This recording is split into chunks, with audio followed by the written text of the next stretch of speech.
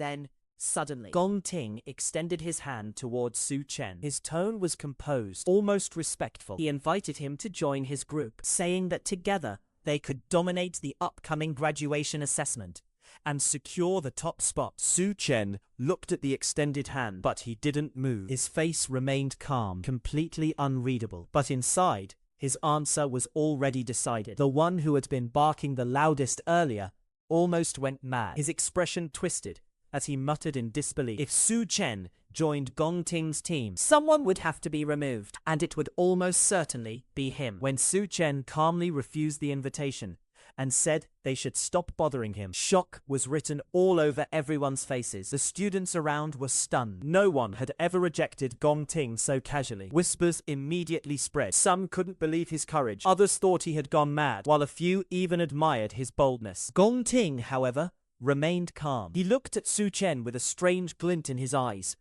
as if trying to see right through him. He softly said, "All right.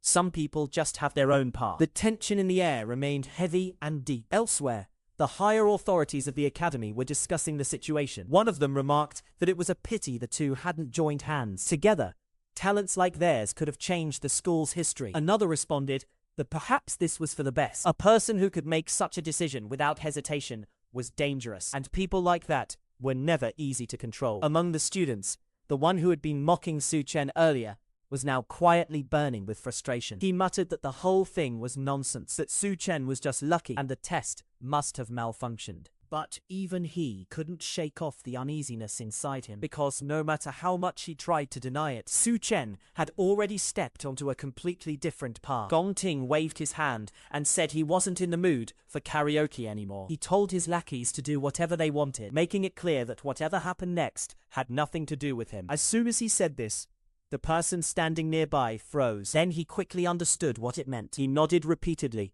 saying that he completely understood. A little while later, news spread that Si Chen had already left the campus. Someone mentioned that he had gone out directly, without even eating. The man's eyes lit up with excitement. This was the perfect opportunity. Outside the school grounds, there would be no restrictions, no teachers, no rules.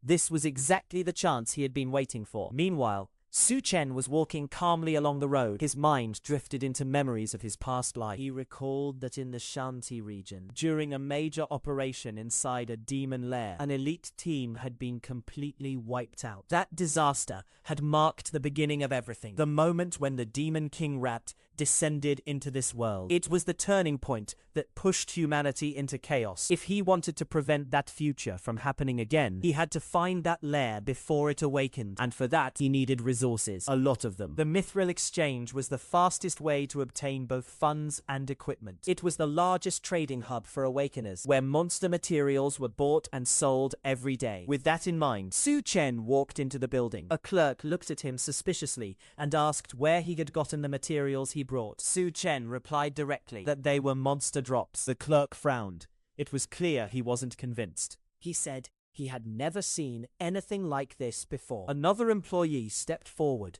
and carefully examined the items. She recognized them as parts from a cloud-type monster, specifically the fangs of a fang beast. According to the records, such materials could be refined into E-rank weapons or processed into alchemical ingredients. The first clerk scoffed and said that items of this grade didn't impress anyone here. He added that their exchange mainly dealt with D rank and above, and there was no need to bother with such low-tier materials. Despite that, Si Chen remained calm. He had already expected this reaction. He didn't care about recognition. He was just laying the foundation for what was to come. The clerk, irritated, decided to pass the hassle to someone else and called over a junior staff member, telling her to handle the transaction. A young woman quickly stepped forward and bowed politely. She began processing the items, carefully counted the materials, and handed over the payment. It was a decent amount, more than enough to cover basic expenses for a while. Si Chen calmly took the money, then, without saying a word, took out something else. The moment the item appeared, the young woman froze. Her eyes widened as she stared at it in shock. She muttered that she had never seen anything like this before. Just from its aura, it was clear that this was far beyond ordinary equipment, perhaps B rank, or maybe even higher. Her reaction drew the attention of everyone nearby. The clerk, who had dismissed Si Chen earlier, came back, sneering. He said that someone like him couldn't possibly possess such a valuable item. According to him, truly high-grade equipment, especially A rank, was something he had never even seen in all his years of work. Another employee stepped forward and carefully examined it. His expression slowly changed, and then he fell silent. Finally, he spoke, his voice tight with disbelief. He said this wasn't just high-grade equipment. It was far rarer than that. The moment the words left his mouth, "This is an authentic S-rank artifact," the entire room fell into complete silence. The earlier arrogance vanished instantly, replaced by shock and disbelief. The employees who had been mocking Si Chen before were now looking at him as if he was some kind of monster. The store manager hurried over as soon as he heard the commotion. After seeing the item himself, his expression changed completely. He immediately bowed respectfully and greeted Si Chen like an honored guest. He apologized for the earlier disrespect and escorted Si Chen to a private VIP room, promising to handle the transaction personally and fulfill any of his needs. As they walked away, Si Chen calmly turned back and called him by name. The man asked how much Si Chen wanted to sell the equipment for. Si Chen replied, 10 lakh. Hearing this, the man was a bit surprised. He said that he was asking for only 10 lakh. Did Si Chen even realize that A-rank equipment alone sells for lakhs? He added that this was an S-rank weapon, which would easily go for crores in the market, and was so valuable that it could even cause a frenzy among buyers. Si Chen said that he wanted to use the S-rank weapon as collateral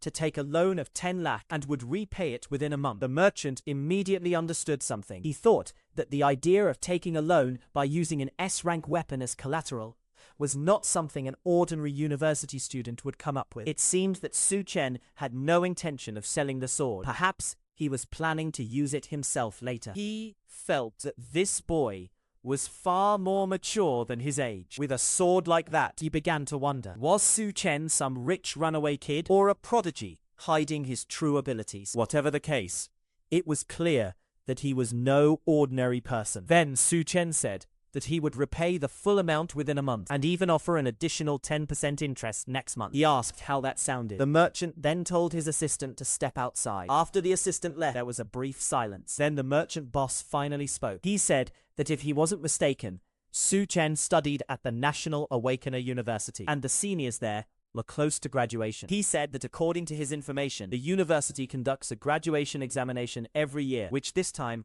would take place exactly 1 month later. He added that the first place prize money was exactly 10 lakh, perfectly matching the amount and deadline of Si Chen's loan repayment. Then he said that if he had to guess, Si Chen must be absolutely confident that he would secure first place in the examination. Si Chen said nothing. He just stared at him seriously. Silence. The merchant continued, saying that Si Chen could have simply waited 1 month for the prize money, yet he still came here and was willing to put such a rare item up as collateral. That could only mean one thing. He was in urgent need of money right now, and he would only choose such a risky option if he had no other choice. Then the merchant said that if that was the case, he could give Si Chen 15 lakh in cash on the spot, with 0 interest for 1 month. He then extended his hand and said to consider it the beginning of their friendship. Si Chen hadn't expected this. He was quite surprised. He silently watched as the merchant winked and assured him not to worry, saying that everything discussed today would remain completely confidential.